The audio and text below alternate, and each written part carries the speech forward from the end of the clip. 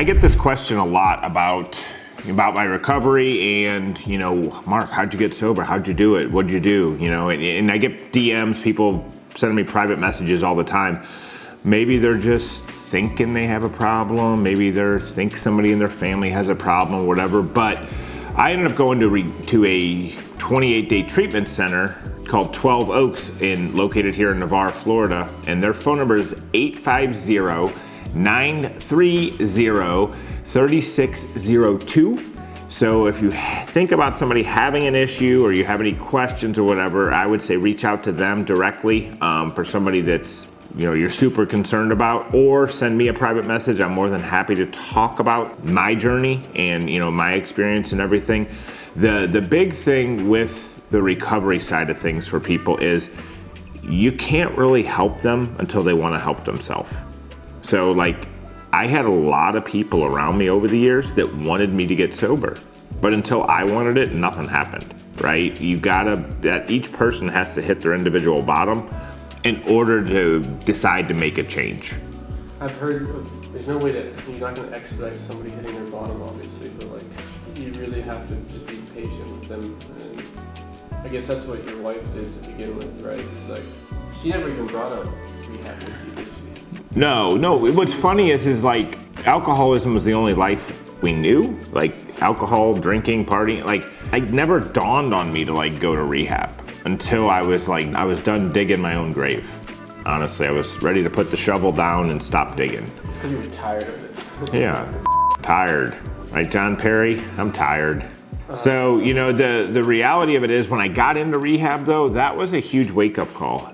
I think I was 36 years old in rehab, and I'll just be completely candid. I got in there, I was completely dehydrated. I drank 13 bottles of Gatorade, the 32-ounce Gatorades, the bigger ones.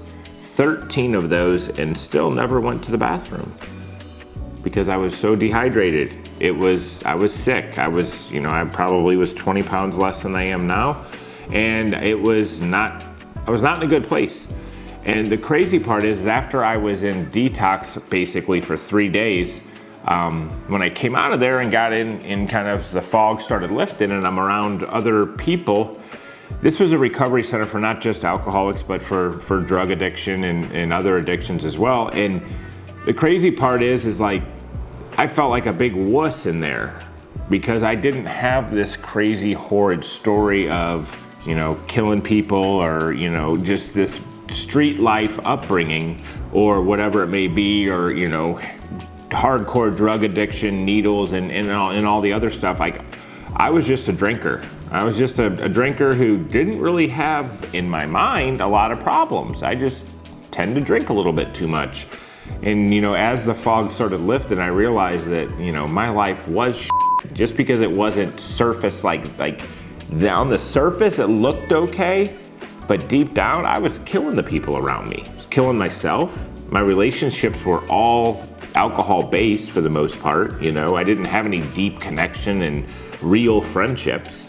But I'm sitting there in rehab comparing myself to the drug addicts again, still, because I hadn't done enough work on myself. I'm going, well, I'm not like that guy. I'm not like that guy. I didn't do this. I'm not having to take Suboxone, which is some sort of thing that kind of helps you wean off of heroin. And, I'm just sitting there hopefully I don't drink when I get out of here, right?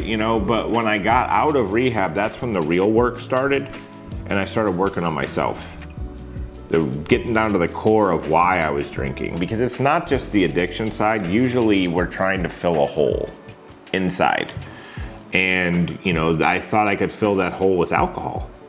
And for a lot of years, it worked, right? It worked until it stopped working. And when it stopped working was when I decided that it was time to get help. And several speakers that I've listened to over the years that talk about AA is let it do to you because you're trying to achieve what it once did for you, right? So I had good times drinking. I don't regret any of my past because it made me who I am today. But I had years and years of great times. Every time wasn't a drunken, nightmare and a horrible, wake up in complete regret every day. There was some very good times in there, but what happens is, as alcoholism progresses, those good times start to go away. And a lot of times, the alcoholic is reaching for those old good times, and they're just not attainable, right? Because life has gone on and moved on, and I used to call friends drunk and all this shit and like reliving life from like 20 years ago, and they're like, dude, what the fuck you calling me for? Like, I was sitting there annoying the shit out of people, trying to talk about shit like they wanted to talk about it like it was yesterday, and they're like, dude, I got kids, like leave me the fuck alone, right? Get on with your life, you grow up. Yeah. But in reality, I couldn't grow up until I was ready to. And my wife and I joke about it a lot today, like I get to live the great life, right? I got to live the life as a complete and total insane alcoholic who had way more fun than probably the entire town of Niceville, myself. Like that's just a Friday night. But now I get to live this sober life. But my biggest accomplishment in life, it's not this real estate shit, it's not any of this stuff. It's the fact my daughter has never seen me take a drink. And if I keep working on me on a daily basis, she never should have to. But one thing I've learned is alcoholics never say never. I can't say I'm never gonna drink again. I know I'm not gonna drink today. Hopefully I won't drink tomorrow.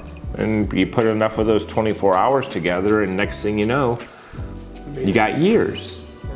As a matter of fact, what's the date? Today's January 12th.